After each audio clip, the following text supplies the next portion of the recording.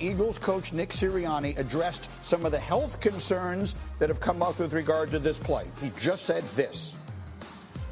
I know what the data says, and I know how we coach it, and we don't coach a push play any different than we coach a quarterback sneak play. So, like, that if, it's, again, the injury data says what it says, and we coach it the exact same, whether somebody's pushing or whether somebody's not pushing. We were healthy on the play. I believe the whole entire NFL was healthy on the play.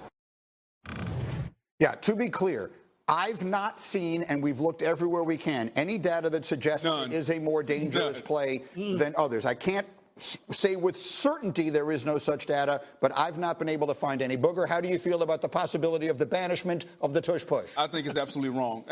Greeny, think about this. We've seen no data from a health and safety standpoint, so you're banning this play from an aesthetic standpoint or because you can't stop it. Imagine if they told Kareem, hey, you can't do the sky hook. It just looks bad. Nobody else shoots that way, okay? They can't stop it. Now, everybody else could do it, but just because nobody can stop it, you can't do it. That's essentially what they're doing to the tush push. I haven't seen anything. As the coach said, it's a glorified quarterback sneak. Right. If they ban it, to me, this would be a travesty to football because now they're setting precedent that if someone else comes up with a play that is unstoppable, are we going to do the same thing to that play? That's why I don't like this. Point of parliamentary procedure. Pushing the ball carrier, quarterback or otherwise, in the NFL has been illegal for about 90% of the league's history. They changed that rule. And I want you to watch. We have a little demonstration that Bart Scott did here about a week and a half ago, having nothing to do with health and safety, but about how the play is not fair to the defense, which I would think you would be interested in. Let's roll that, please. Imagine if I have Jalen Carter right here. Damon Woody has to snap the ball and get his hand up to block him, but he gets a jetpack on the back, and I push him back. He's going to get it, and you're never going to be able to get a playoff. What if the defensive players did that? We would hear the offensive players complaining about that. If we want to have a tush push, I should be able to push my guy on the other side. It's like playing one team gets to play 8 players, and the other one gets to play with 4 players. But as a man who made his living lined up against the center. A couple of things. That was a very small Jalen Carter that he pushed. That's Pineapple Jack. That's number one. Number two, Greeny, understand this. We're taught as defensive linemen in that quarterback sneak situation to get low. Low man always wins. But if you watch the Philadelphia Eagles tush push, low man doesn't always win because when you get low, the offensive line gets on top. Quarterback normally goes over the top or to the left side. I still like the play. It is not a great play for defensive tackles. I still love the play just because. Should the defense be allowed to push? Should they? They're not allowed to do it. In this situation, yes, they should. Look at Kyle Hamilton. He's pushing right now. I know, but you know. Look, I mean, they should be allowed to push. It should be. See, what's happened here is, look, people understand that because they can't push. And notice, I think Sean McDermott was one of the people who was one of the vocal proponents against this, although his football team's really good. Exactly. They have Josh Allen, But, look, this is not about player safety unless there's some data, as you said, that we don't know about. This is about the fact that 2 teams have demonstrated that they have perfected this thing and you can't stop it. They perfected it at a greater than 80% success rate. And aesthetically, as you mentioned, it really doesn't appeal to the purist in you, right? That's what it is. It does. That's what it is. But still, Greeny, they should not outlaw the play. Figure out a way to stop it. And this is coming come up with a better, or just say, hey, look, we just don't like the way it looks. Or draft. Simple as that. Just say it. Draft your quarterback that can squat 600 pounds. They got the biggest offensive line in football. Yeah, that's true. Get you a Jordan Mailata.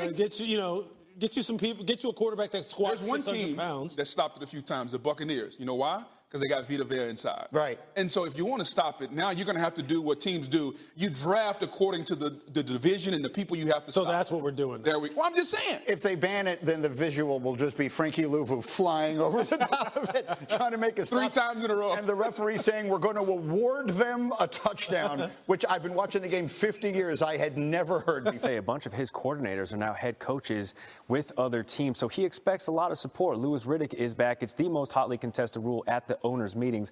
So, Louis, should the NFL ban this play? No, I don't see why they should, especially if they cannot produce, that I've seen anyway, actual evidence that it really does pose some kind of grave, medical risk or health risk to the players. If they can't really put forth some kind of evidence that says that this is a very dangerous football play, what this is a bunch of people who are pissed off about the fact that they can't stop the play and that it represents a competitive advantage for the Philadelphia Eagles. Now, do I like the optics of the play? Do I think it's fair that you should be able to get behind a quarterback on the 1-inch line and push him in with as many people as you want, but on the defensive side you can't counteract it by pushing your defenders forward to try and stop it? No, I don't like that. I don't like the optics of it. But if the reason why you want to get rid of it is because you're saying that it presents some kind of health risk, then show the evidence. Otherwise, what you're saying is you just don't like the fact that you can't stop the play. It's as simple as that. They need 24 teams to vote in favor of banning the play, and that vote going down today. Meanwhile, the draft is a month away, and we're days away from the Colorado Showcase. What are you looking for specifically from Shedeur Sanders and Travis Hunter Lewis this Friday? Yeah, I'll be out there in Boulder. I cannot wait. Look, it's going to be a spectacle. And I think the number one thing that probably everybody wants to see is what kind of horsepower does Shedeur have in his arm? Because when you sat down there and you watched Cam Ward down in Coral Gables just last week, and I stood right next to him while he was throwing, you could see it. The ball pops out of his hand. And, I mean, it is zipping now. And with Shedeur, look, he doesn't need to be able to throw it through a brick wall. He just needs. I put a play up on Twitter just the other day of him making an opposite hash 30-yard throw in the air down the field on a 9-ball on a go route that he dropped right in the bucket. And I was like, look, I don't know where you're coming up with these arm strength issues. I want to see that. I want to see his leadership. I want to see him go ahead and take charge of the workout, just like all guys who are franchise quarterbacks do at this time of year. Not for nothing, it would be cool to see him throw a football through a brick wall. What about Travis Hunter? I mean, what haven't we seen from him that he's done on a football field, winning the Heisman? Is there anything he needs to do during the showcase? No, not really. I mean, look, it's going to be what it's going to be. I mean, he's a guy who has got one-of-one hand-eye coordination and body dexterity and coordination in the air. I mean, he looks like a ballerina out there. He looks like Lynn Swann. And I expect it to be all the same, and that's why I expect him to go in the top 2-3 picks in the draft. Louis Riddick joining us this morning on SportsCenter, breaking it down. Not wanting to ban the tush push. Randy, you're on the wrong side of history with that one. Okay. I got your back, Louis. Thanks, man.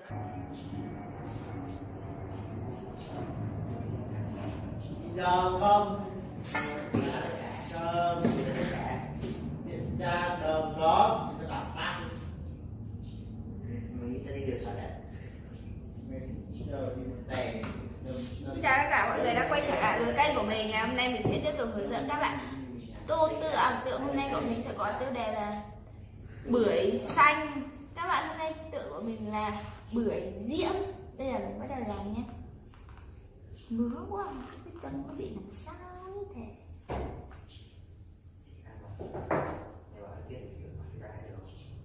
Kiên có nhà đâu?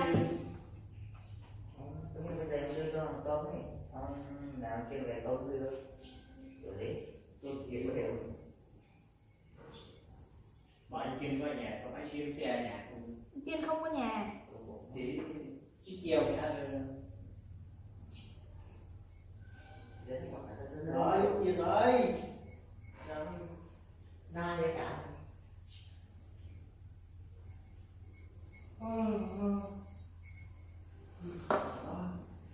vậy tôi một số những cái bài này chị em rồi không phải đi cái này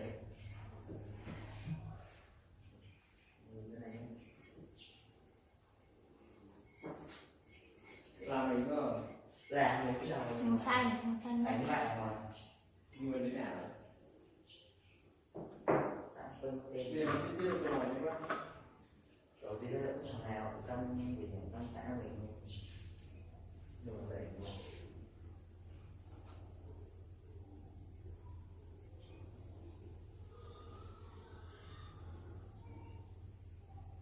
thôi em kia một sẽ chỉ kia đem đỏ rằng ngon rồi